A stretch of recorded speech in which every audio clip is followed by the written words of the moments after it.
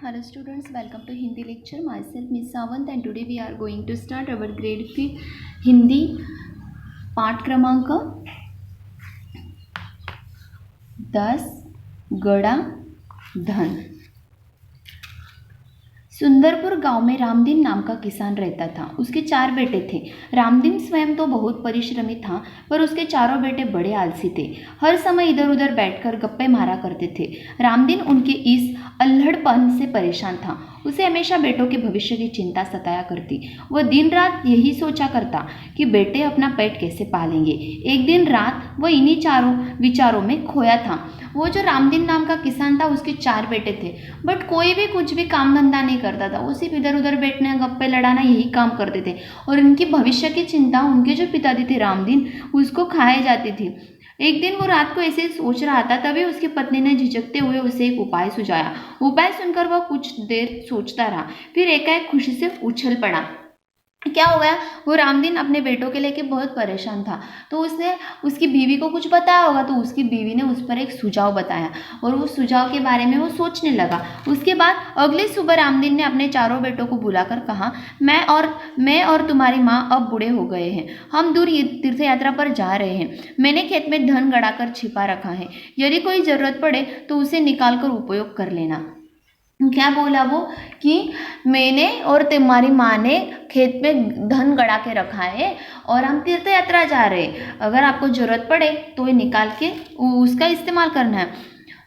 गड़े हुए धन की बात सुनकर बेटे खुश हो गए और उन्होंने अपने पिताजी को खुशी खुशी तीर्थ यात्रा जाने के लिए कह दिया। वे मन ही मन खुश हो गए कि अब कुछ दिनों तक पिताजी का बंधन भी उन पर नहीं होगा। क्योंकि जब पिताजी होते थे तो बोलते थे, यहाँ मत बैठो, गप्पे मत लड़ाओ, कुछ काम करो, ऐसे करो, वैसे करो। अभी ये झंझट भी नहीं रहेगी, ऐसे उनको लगा। रामदीन के जाने के बाद कुछ दिनों तक सब कुछ सामान्य चलता रहा, पर उसके बाद उसके पास का धन और घर का धान्य समाप्त होने लगा। अब चारों भाइयों को चिंता हुई। उनके पापा और उनकी जो मम्मी थी, वो जाने के बाद उनके घर पे जो कुछ खाने पीने का सब खत्म हो गया। अभी उनको चिंता होने लगी। उन्हें अपने पिताजी की कई बात याद आ गई कि जरूरत पड़ने पर खेत में गड़ा धन निकाल लेना। उन्होंने रात के समय खेत की खुदाई का काम आरंभ किया। वो रात को ही खुदाई करने लग गए। वे 2-3 रातें खेत को खोदते रहे, पर कहीं भी उन्हें गड़ा हुआ धन नहीं मिला। उन्होंने बहुत सारा खेत जो था उसका खुदाई कर डाली रात भर में, बट उनको धन नहीं मिला। रात भर के परिश्रम से वे बहुत थक गए थे। जब बहुत निराश होकर, हताश होकर वे चारों अपने घर लौट रहे थे, तभी रामदीन के परम मित्र हरिनाथ ने पूछा, तुम सब थके हुए क्यों हो? क्योंकि क्या हो गया, जब वो उनके पिताजी के जो मित्र थे हरिनाथ नाम के, वो उनको मिले और उन्होंने पूछा, तुम इतने थक क्यों गए हो? कारण जानने के बाद हरिनाथ ने उन चारों को सलाह देते हुए कहा, तुम लोगों ने खेत को तो खोद ही लिया है, अब उसमें बीज बो दो। चारों भाइयों के उदास चेहरों पर खुशी की लहर दौड़ आई। क्या हुआ, उनके पापा के वो हरिनाथ जो मित्र थे, उन्होंने उनको बताया, तुम्हें गड़ा धन तो मिला नहीं, बट तुमने खेत को अभी इतना सा खोद दिया है, तो इसमें बीज बो दो। उन्होंने हरिनाथ के कहे अनुसार ही किया। वो चारों भाइयों ने उनकी बात मान ली और कहा कि ठीक है, हम यहाँ पे बीज बो देते। खेत में नन्हे नन्हे अंकुर निकल आए। उन चारों के मन में उत्साह जाग गया।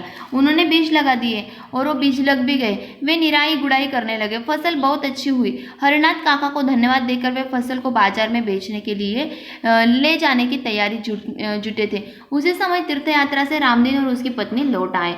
उन्होंने जो बीज लगाए थे उसके अंकुर आने लगे। उन्होंने वो फसल काटी। अभी वो फसल काटने के बाद वो मार्केट में उसको ले जा रहे थे, तभी उनके पापा और मम्मी वापस आ गए।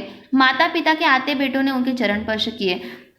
गाड़ी में लदे अनाज के बोरे देखकर रामदीन ने कहा, अब तुम्हें खेत में गड़े धन का राज समझ में आ गया होगा। वो गाड़ी उन्होंने देखी कि फसल काटने के बाद कितने सारे बोरियां भर के अनाज वो बेचने के लिए लेके जा रहे थे। तो उन्होंने बोला कि बेटा, अभी आपको समझ में आ गया होगा खेत में गड़े हुए धन के बारे में।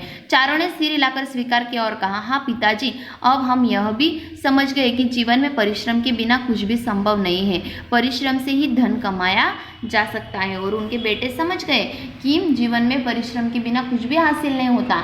अगर हमें अच्छा रहना है, जिंदा रहना है, हमारी सब ज़रूरतें पूरी करनी है, तो हमें परिश्रम करना ही पड़ेगा। अगर आपको ये लेसन समझ में आ गया है तो आपको दिए क्वेश्चन के आंसर्स आपको अपनी नोटबुक में लिखने हैं।